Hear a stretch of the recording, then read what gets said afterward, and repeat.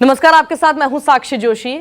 50 दिन बाद आज रेल की पटरियों पर ट्रेन दौड़ना शुरू हो गई हैं। उम्मीद जताई जा रही है कि जल्द सशर्त हवाई सेवा भी शुरू हो सकती है। लोग धीरे धीरे कोरोना के साथ जीना सीख रहे हैं, क्योंकि शर्तों के साथ दफ्तर, उद्योग सब खुल रहे हैं। ऐसे में आज एक बार फिर प्रधानमंत्री मोदी रात 8 बजे देश को संबोधित करेंगे। संबोधन में क्या होगा, इसको लेकर तमाम कयास लगाए जा रहे हैं। कल मुख्यमंत्रियों के साथ प्रधानमंत्री की मैराथन मीटिंग की हुई, लॉकडाउन खोलने और बढ़ाने को चर्चा हुई थी। ऐसे में आज रात 8 बजे पीएम लॉकडाउन को लेकर बोलेंगे या कुछ और घोषणा करने वाले हैं। आज हम इसी पर चर्चा करेंगे। आज क्या बोलेंगे मोदी और मोदी के मन में क्या है, यह है बड़ा सवाल। और हमारे साथ इस वक्त बीजेपी के प्रवक्ता विजय सोनकर शास्त्री जी जुड़ चुके हैं। साथ ही सुनील अहीरे जो कि प्रवक्ता हैं कांग्रेस के, वो हमारे साथ हैं। संजीव झा प्रवक्ता आम आदमी पार्टी के हमारे साथ जुड़ चुके हैं। और साथ ही डॉक्टर एम.के. तनेजा सर्जन हैं और ऑफिशिएटिंग सेक्रेटरी हैं सार्क के। आप सभी का बहुत बहुत स्वागत है। विजय सोनकर शास्त्री जी, बताइए क्या बोल सकते हैं आज मोदी जी? साक्षी जी, मोदी जी ने बड़ी गहन चर्चा की है देश भर के सभी मुख्यमंत्रियों के साथ, और लंबी चर्चा हुई है। चर्चा में प्रत्येक मुख्यमंत्री ने अपने अपने स्टेट की बहुत सारी समस्याओं को उनके सामने रखा है। और इतना ही नहीं, चर्चा में कुछ नीतिगत फैसले भी हुए होंगे। तो वो सारी चीजें आज उन्हीं का जीस्ट एक तरह से मुझे ऐसा लगता है कि प्रधानमंत्री को बोलना चाहिए। और जहां तक देखा जाए तो बड़ा चुनौतीपूर्ण इस समय देश की स्थिति है। तो कोरोना का जिस तरह से इस समय आक्रमण चल रहा है और लगातार बढ़ रहा है, ये एक गंभीर चिंता का विषय है। पर सच्चाई तो ये है कि लॉकडाउन के एक्सटेंशन को लेकर कुछ बोलेंगे या हम जिस तरह से देख रहे हैं मजदूरों का पलायन हो रहा है और मजदूर जो सड़कों पर हैं बेहद परेशान हैं, उनको लेकर कुछ बोल सकते हैं आज 8 बजे?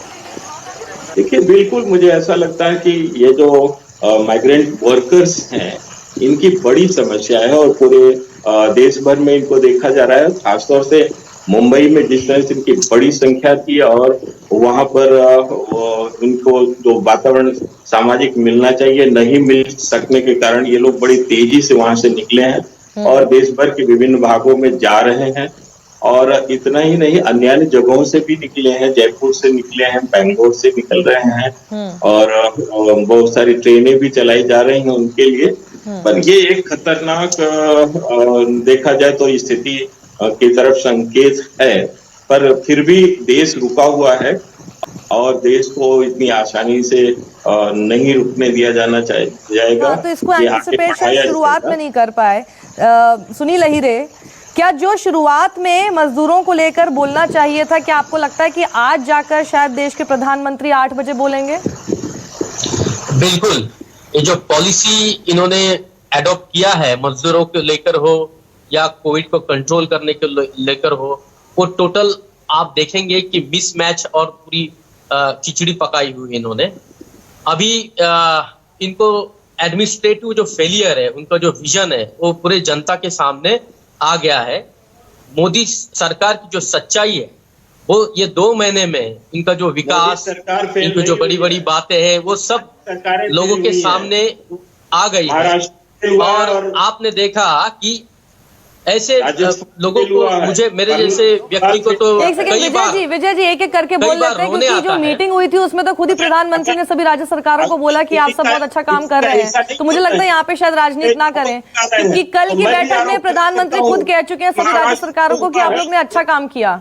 और मुझे लगता है राज्य सरकारें भी इसमें जो है प्लीज राजनीति ना करें। सुनील अहीरे जी, ठीक है, मैं मानती हूं कि जो लॉकडाउन किया गया था 4 घंटे का नोटिस था, आप लोगों को नहीं पता था, लेकिन इतने दिनों से तो पता ही है ना। शुरुआत से हम देख रहे हैं माइग्रेंट लेबरर्स की जो प्रॉब्लम है, ये सारी की सारी राज्य सरकारें क्या इसमें फेल नहीं हुई है?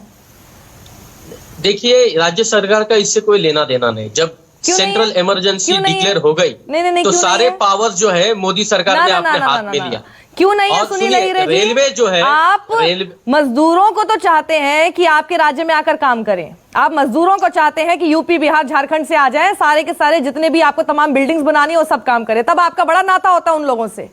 तब आपकी अर्थव्यवस्था बढ़ा रहे होते हैं वो, तब आपकी पटरी चला रहे होते हैं वो। अभी आपका कोई लेना देना नहीं हमारा उनसे। बात नहीं है, यहाँ राजनीति करने की जरूरत नहीं है, आपकी और हमारी बात सर, मेरा काम नहीं है न यहाँ पर न यहाँ पर आपकी जिम्मेदारी मंजूर क्यों नहीं है, मैं ये समझना चाहती हूँ। किसी राज्य सरकार की जिम्मेदारी क्यों नहीं है मंजूर, बताइए। राज्य सरकार की जिम्मेदारी तो सुनिए, सबसे पहले केंद्र सरकार ने बंद क्यों किया?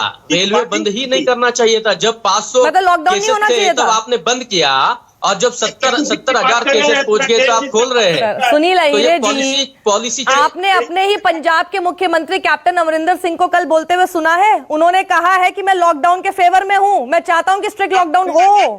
आप कह रहे लॉकडाउन नहीं होना चाहिए था?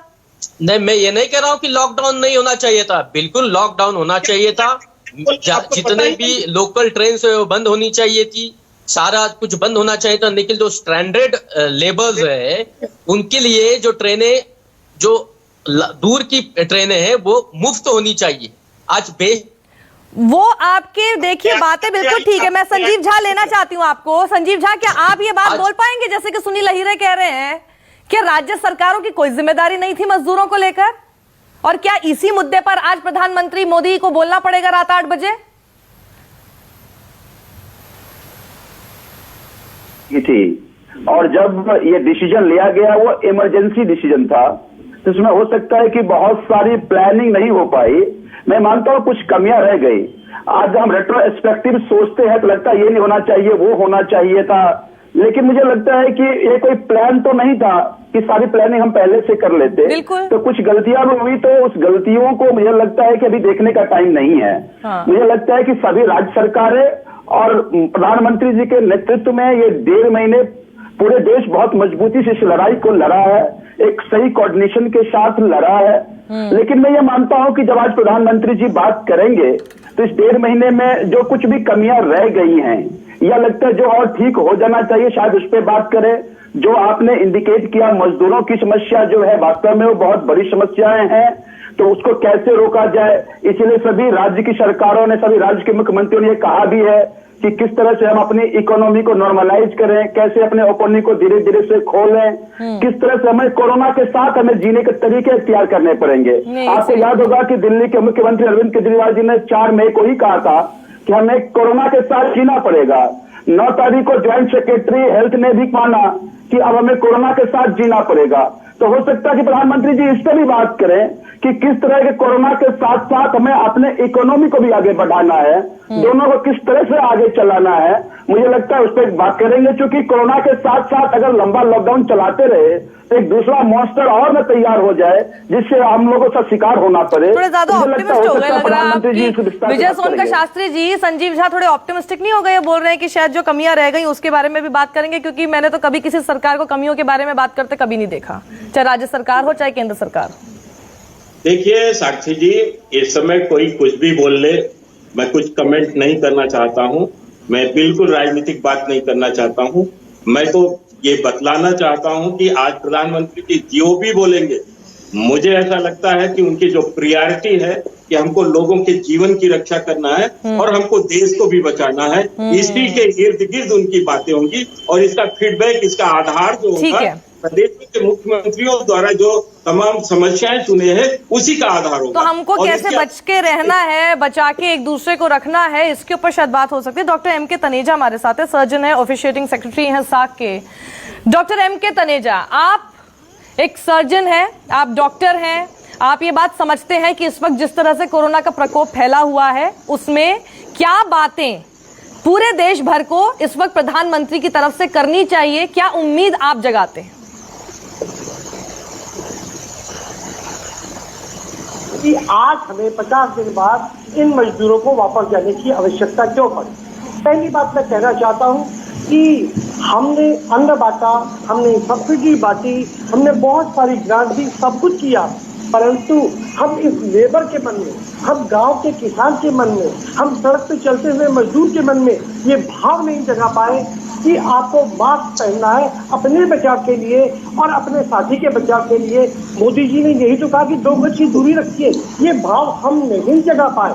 हम किसी भी भाव को हृदय में डंडे से या उससे नहीं जगा सकते। देखिए, सड़क पर जब आदमी चलता है वो हेलमेट या बेल्ट इसलिए लगाता है कि उसका चालान ना हो। परंतु जब हम उसके अंदर ये भाव पैदा कर देंगे कि हम वो खुद को बचना है, हमें अपने साथी को बचाना है, तो वो 2 गज की दूरी रखेगा और मास्क पहनेगा। तो सर आपके हिसाब से आज रात को 8 बजे प्रधानमंत्री को क्या बोलना चाहिए? मैं 2 बातें कहना चाहता हूँ। सबसे पहला मैसेज देना चाहिए कि मास्क पहने, 2 गज की दूरी रखे, और इसको सारा प्रशासन सब जो है इसको नाकाम रहा है। दूसरी बात, मैं चिकित्सक हूँ, चिकित्सक के नाते मैं आपको कहना चाहता हूँ कि देखिए, आपको चिकित्सक के मन में जो फीलिंग ऑफ इनसिक्योरिटी है, देखिए, एक तो है कि बचाव, एक है कि होने लगा, तो आप उसे कैसे कंट्रोल करेंगे? जब तक चिकित्सक के मन में फीलिंग ऑफ इनसिक्योरिटी होगी, उसके ऊपर डर होगा कि मैं 307 से तो नहीं जाऊंगा। महाराष्ट्र में अभी आपने कह दिया कि आप के ऊपर हम आपका लाइसेंस कैंसिल कर देंगे अगर आप नहीं आएंगे। ये बात प्यार से भी तो की जा सकती थी। आपको अगर कुछ भी चाहिए तो आपको उसको एक भाव से लेना होगा। आप एक उदाहरण देना चाहता हूँ जो बहुत महत्वपूर्ण है। मेरे पास अभी 67 ईयर्स की एज में एक कोरोना पीड़ित आता है जिसकी सांस रुक रही है, और मैं जानता हूँ कि मैं 67 में मुझे नहीं काम करना चाहिए, परंतु मैंने चिकित्सा पढ़ी है, मेरा दायित्व है कि मैं उसको बचाऊं। तो उसको बचाने के लिए क्या मैं पहले 5 मिनट PPE पहनूंगा, या उस 5 मिनट में उस रोगी को बचाऊंगा, उसका गला साफ करूंगा और उसको ऑक्सीजन दूंगा। मैं मोदी जी से कहना चाहता हूँ, हमें निर्भीक स्वच्छ वातावरण दीजिए, हमारे ऊपर उतना ही कानून थोपिए जो हम बर्दाश्त कर सकते हो, और हम भयभीत रहो। हमें स्वच्छ मन से, निर्भीक भाव से काम करने की ताकत दीजिए। हम लोगों के हृदय में वास करते हैं, हम कोरोना से विजय दिला सकते हैं। हम हर लोग प्रांत के नागरिक को, हम कहीं के भी हो, हम समझा सकते हैं कि तुझे कोरोना इस जीवन में नहीं होगा, सिर्फ मास्क लगा लो, अपने साथी से, अपने भाई से भी 2 गज की दूरी कर लो। फिर हमें 2 गज की दूरी करनी है, हमें मास्क पहनना है, और हमें चिकित्सक को मौका देना होगा। एक बात मैं अवश्य कहना चाहूंगा, प्रधानमंत्री मातृत्व योजना की, जिसमें महिला डॉक्टर से अपेक्षा की जाती है कि वो गर्भवती महिला की विषयों को जांच करे, उसको पूरा प्यार करे, पूरा सम्मान करे, परंतु उसके ऊपर कागजी कानून की PSC भी। यानी एक बात सही है, एक बात साफ है संजीव झा, एक बात साफ है कि अभी 50 दिन हो चुके हैं, और अब ये भी समझने की जरूरत है कि जनता जो कि अभी तक अपने आप से लॉकडाउन का पालन कर रही थी, सारी शर्तों का, सारे नियम कानून का पालन करती आ रही थी, कहीं कहीं पर हमने देखा। नहीं सर, एक सेकेंड सर, उसमें भी इम्प्लीमेंटेशन को मैं सबसे ज्यादा जो है ना गलत बताऊंगी, क्योंकि बहुत सी चीजें ऐसी हुई जो कि गूफअप्स हो गए और उसका कुछ और इंटरप्रिटेशन हुआ। हमने देखा सड़कों पे लोग इस तरह से आ गए, वो बिल्कुल इम्प्लीमेंटेशन के ऊपर भी हम लोगों ने बहुत बहस कर ली। लेकिन एक सेकेंड संजीव झा, अब मुझे लगता है कि अब हमारे सारे प्रशासन, एक सेकेंड MK तनेजा जी आ रही हूँ आपके पास। संजीव झा, अब ये समय ऐसा आ गया है कि लोगों के सब्र का बांध भी टूट सकता है, ये बात को समझना होगा। अब समय ये आ गया है क्या कि लोगों से अब प्यार से बात करने की जरूरत है, ये लाठी डंडे वाली भाषा नहीं चलेगी अब। नहीं, मैं आपकी बात से बिल्कुल सहमत हूं कि 50 दिन से लोग लॉकडाउन है और जब आइसोलेटेड हैं, मुझे लगता है कि कोरोना प्रोटोकॉल को भी लोगों को अपने जीवन में हाथ में डालना पड़ेगा और हमें कोई रास्ते अख्तियार करना पड़ेगा। मैं बिल्कुल मानता हूं कि आज जो लोग आइसोलेटेड हैं वो कोरोना वॉरियर हैं और उसको लाठी डंडे से बात करने की जरूरत नहीं है, वो प्यार से भी बात मानते हैं, और 90% ऐसे लोग हैं जो इसको फॉलो भी कर रहे हैं। जीवन सबके लिए महत्वपूर्ण है, अपनी जान बचाने के लिए, परिवार की जान बचाने के लिए लोग इसके लिए बहुत मजबूती से सारी चीजों का पालन कर रहे हैं। हो सकता है 2-4-5% इसको वायलेट करते हो, लेकिन उसके इतर, जैसा मैं पहले कह रहा था आप लोगों को कि 50 दिन जब हम सब लोग लॉकडाउन हैं, जो हमारी आर्थिक स्थिति है, जो एक वातावरण तैयार हो गया, हमें उससे भी जूझना पड़ेगा। और इसलिए हम सबको अब कोरोना के प्रोटोकॉल को अपने जीवन में डालना पड़ेगा कि वो चाहे 2 गज की दूरी हो, चाहे वो मास्क लगाना हो, चाहे बाकी जो एहतियात है, ये हम सबको इसको बरतना ही पड़ेगा, क्योंकि वायरस कोई 1 महीने में खत्म हो जाने वाला नहीं है। ये वायरस के साथ हमारे अपने जीवन को चलाना है, तो इसीलिए अब दोनों चीजें अख्तियार करना पड़ेगा कि हमारी लाइफ धीरे धीरे नॉर्मलसी की तरफ कैसे बढ़े और हम कोरोना के जो प्रोटोकॉल है उसको हम कैसे अडॉप्ट करें। जी सुनील अहीरे, अभी थोड़ी देर पहले आपने तो एकदम पल्ला झाड़ी लिया था कि जी हमारी जिम्मेदारी नहीं है मजदूरों को लेकर, आपको पता है ना? आपने बोला है, मैंने ऐसा कुछ नहीं। नहीं, ऐसा ही आपने कहा था, मैंने कुछ गलत नहीं बोला ना, मैंने आपके मुंह में शब्द डाले ना आपने मेरे मुंह में शब्द डाले, हमने सिर्फ अपने कानों से सुना जो आपने कहा। अब मैं आपसे इस पर पूछ रही हूं कि अभी तक तो चलिए आप सारी की सारी हो सकता है राज्य सरकारें अपना अपना पल्ला झाड़ने की कोशिश करें, ये मजदूर आप लोग को वापस नहीं चाहिए क्या? इंडस्ट्रियल हब्स हैं आप लोग के राज्यों में। बिल्कुल, मजदूरों को पहले ही दिन सारे राज्य सरकार के मुख्यमंत्रियों ने कहा था, हमारे मुख्यमंत्री ने भी कहा था कि उनका जो योगदान है वो हमारे इकोनॉमी में है और हम उनको पूरा प्रोटेक्ट करेंगे।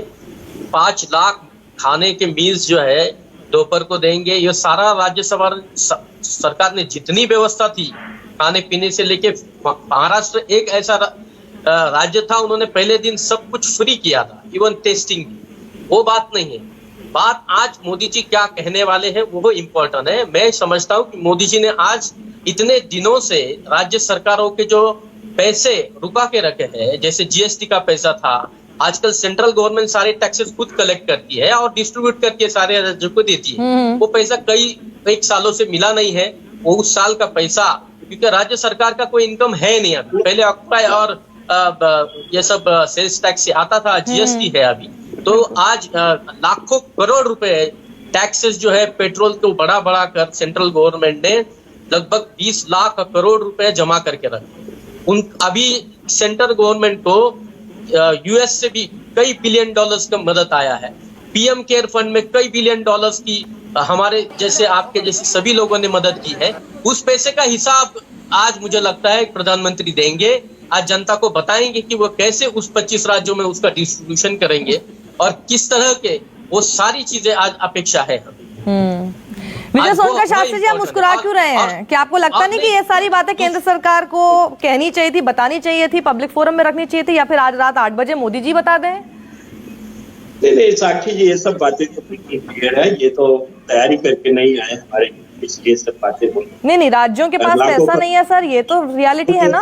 पकाया है, कई असलियत है सोनकर जी, एक्सपोज हो गया है, बताना चाहता हूँ, एक्सपोज हो गई है सर कमाई। हाँ सुनिए ललित जी, एक सेकेंड, नहीं आपने जब बोला, देखिए बाकियों ने नहीं बोला ना, अभी जरा विजय जी बोल रहे हैं। मैं आपके माध्यम से कांग्रेस के प्रवक्ता से पूछ ले रहा हूँ एक प्रश्न, उसका जवाब आप ले लीजिएगा। भारतीय जनता पार्टी ने 12 करोड़ भोजन के पैकेट बंटवाए हैं और 3 करोड़ सूखा अनाज लोगों को बंटवाया है।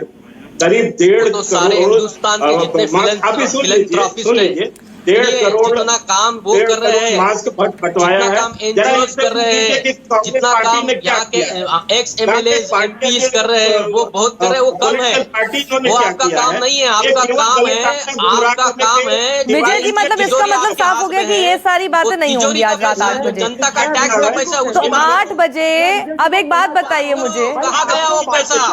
महाराष्ट्र, अगर महाराष्ट्र की कंट्रोल किया गया होगा तो शायद ये आप घुमा फिरा के बात मत करो, काम नहीं है। मैं शुरू हो गई, तू मैं शांत हो, इसलिए एक छोटा सा ब्रेक ले लेते हैं, जल्दी लौट रहे हैं।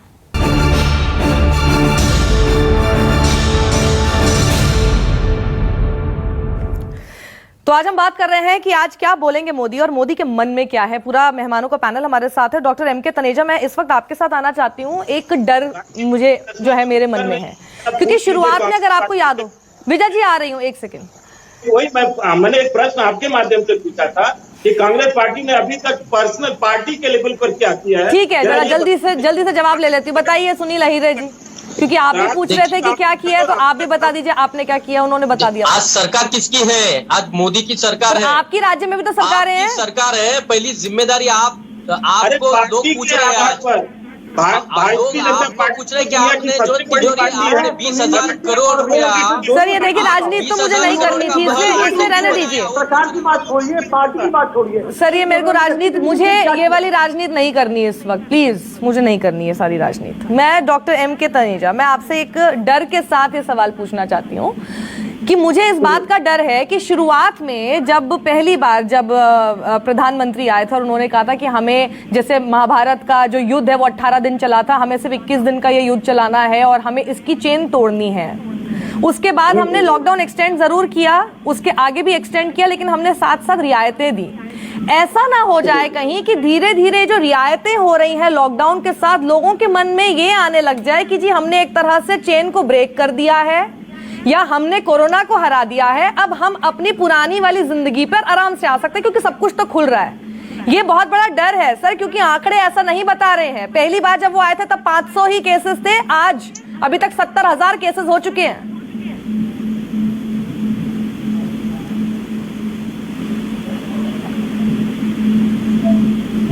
डॉक्टर एम के तनेजा, ये देखिए, हमें जब तक ये नहीं समझाना होगा कि आपके जीवन को खतरा हो सकता है, और बहुत सुगम उपाय है, बहुत आसान उपाय है, और इस क्षेत्र में चिकित्सक का बहुत महत्वपूर्ण योगदान होता है। चिकित्सक को आप जब ये तय ही नहीं करने देंगे तो उसे आज रोगी देखना है क्या नहीं देखना है, उसे इमरजेंसी देखने हैं, उसे शेड्यूल करने हैं, और अगर वो चिकित्सालय में काम करते हुए दिल्ली के हॉस्पिटल में काम करते हुए अगर कोरोना पॉजिटिव हो जाता है तो आप उससे एक्सप्लेनेशन मांगते हैं कि तुम्हें कोरोना कैसे हो गया।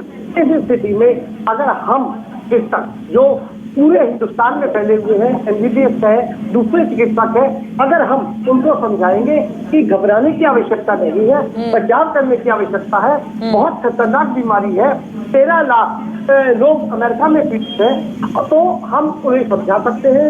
हमें खतरे की आवश्यकता नहीं है, हमें ढील देनी पड़ेगी, क्योंकि जिसको 50 दिन से जिसके घर में रुपया नहीं आया है, जिसके घर पे अपने पैसे से रसोई नहीं चली है, जिसके अपने पैसे से खाना नहीं पका है, आप उसको चाहे विजय जी पैसा दे, चाहे सुनील जी पैसा दे, चाहे महात्मा जी पाशी दे, अपना खाया हुआ, अपना कमाया हुआ लगता है। उसके लिए हमारा बचाव करना, हमारा समझना आवश्यक है। पर ये समझाएगा कौन? संजीव झा, किसका काम है ये समझाना? कैसे समझाया जाएगा? विजय जी समझाएंगे, हम समझाएंगे, विजय जी समझाएंगे, जिसका सुनील जी पेट खाली है वो नहीं समझता। हमें संजीव झा, सिर्फ समझाना ही हमारी जिम्मेदारी है या करना भी पड़ेगा ना, सरकारों को भी, केंद्र सरकार को भी? बिल्कुल बिल्कुल, आपने ठीक कहा, ये सबकी जिम्मेदारी है, ये सरकार की भी जिम्मेदारी है, जो सोसाइटी में लीड करते हैं उनकी जिम्मेदारी है, जो जागरूक लोग हैं उनकी जिम्मेदारी है, हम सबकी जिम्मेदारी है। देखिए, हम जो दिल्ली में जो बेसिकली इस 50 दिन में हमने कोशिश किया कि लॉकडाउन में ना केवल चेन ब्रेक हो, बल्कि जो हमारी हेल्थ इंफ्रास्ट्रक्चर है उसको ठीक कर लें, जो कमियां रही हैं उसको ठीक कर लें। मसलन हमने कोशिश किया, जितने हमारे सबसे फ्रंट वॉरियर कौन है, डॉक्टर्स हैं, ठीक हो गए, तनेजा जी कह रहे हैं ठीक हो गए, आप क्लेम करते हैं सब ठीक हो गया। अभी एक साथ अगर खूब सारे केसेस आ जाए तो दिल्ली हैंडल कर पाएगा? दिल्ली के अस्पताल हैंडल कर पाएंगे? क्षेत्र देखेंगे, ऐसे ही क्यों नहीं अपनी पार्टियों ने अपने विधायकों नहीं, अगर बारी बारी से बात नहीं करेंगे। एक सेकेंड डॉक्टर तनेजा, एक सेकेंड, एक एक करके प्लीज, एक एक करके। संजीव झा बताइए, हैंडल हो गया क्या?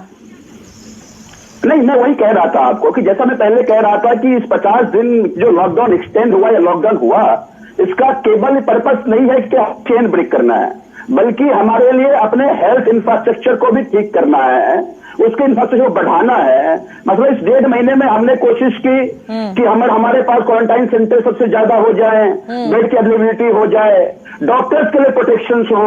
अभी डॉक्टर्स के लिए हमने सारे 5 स्टार होटल रहने की व्यवस्था किया, और कोई हेल्थ वॉरियर अगर इंफेक्टेड होता है तो उनके लिए ठीक से इलाज की व्यवस्था हो जाए, कम से कम डेथ रेशियो हमारा रहे। ये सभी सरकार, मुझे लगता है कि जो दिल्ली सरकार कर रही है कोशिश करते रहेंगे। दूसरी कोशिश है कि जो लोग भूखे हैं उन तक खाना पहुंच जाए, ताकि भूख के कारण वो बाहर ना निकले। इसीलिए 1 करोड़ लोगों को खाने की व्यवस्था हमने किया। वो तो नहीं हो रहा है। साथ हमने जो विजय सोनकर शास्त्री जी, सॉरी, लेकिन मैं ये कहूंगी वो किसी ने नहीं किया। ये भूख वाला तो इशू आप लोगों में से किसी ने इसको फुलफिल नहीं किया, चाहे केंद्र सरकार हो, आप लोगों की राज्य सरकार हो, किसी और पार्टी की राज्य सरकार हो, वरना ये लोग सड़कों पर नहीं दिखते। आपने कोशिश की कोई भूखा ना रहे, पर लोग भूखे हैं। विजय सोनकर शास्त्री, ये तो आप हैंडल नहीं कर पाए, आप नहीं। एक सेकेंड संजीव जी, एक सेकेंड। विजय सोनकर शास्त्री, ये जिम्मेदारी था कि वो अपने राज्य के सभी इस प्रकार के लोगों को भोजन मुहैया करें। आप 4 घंटे के नोटिस पे बोल देंगे सर कि लॉकडाउन है, और फिर आप सारी जिम्मेदारी राज्य सरकारों पर कैसे डाल देंगे? विजय सोनकर शास्त्री जी बताइए जरा। आप इस प्रकार की शिकायत नहीं पाएंगी, ये शिकायत अगर पाएंगी तो वेस्ट बंगाल में पाएंगी। नहीं, आप पहले बताइए, 4 घंटे का आपने सिर्फ समय दिया कि लॉकडाउन है, और फिर आप ये उम्मीद कर रहे हैं कि सारी के सारी राज्य सरकारें अपने आप से हैंडल कर लेती। कैसे होता ना सर, साथ मिलकर तो करना चाहिए था कम से कम। नोटबंदी थोड़ी हो रही थी कि किसी को नहीं बताना चाहिए था आपको। और कोरोना महामारी की तरह पूरे देश नहीं सर, देखिए ये इसके अंदर तो आप लोगों को सबको अपनी अपनी जिम्मेदारी लेनी पड़ेगी। इसमें पल्ला कोई नहीं झाड़ सकता, ना ही केंद्र सरकार, ना ही किसी भी पार्टी की कोई भी राज्य सरकार। अगर आप लोग सब इस पूरी बात को एंटिसिपेट कर चुके होते, माइग्रेंट लेबरर्स का इशू आज तक है, पहले दिन से लेकर अब तक कोई इसको नहीं अभी तक जो है साध पाया, ना ही इसको सुलझा पाया है। सारे भूखे पेट वहां पर सड़क पर चल रहे हैं। आप में से किसी से ये मैनेज नहीं हुआ, इसको मान लीजिए, मान लेंगे तभी इस पर काम आगे कर पाएंगे आप लोग। बहुत बहुत शुक्रिया आप सबका हमारे साथ जुड़ने के लिए।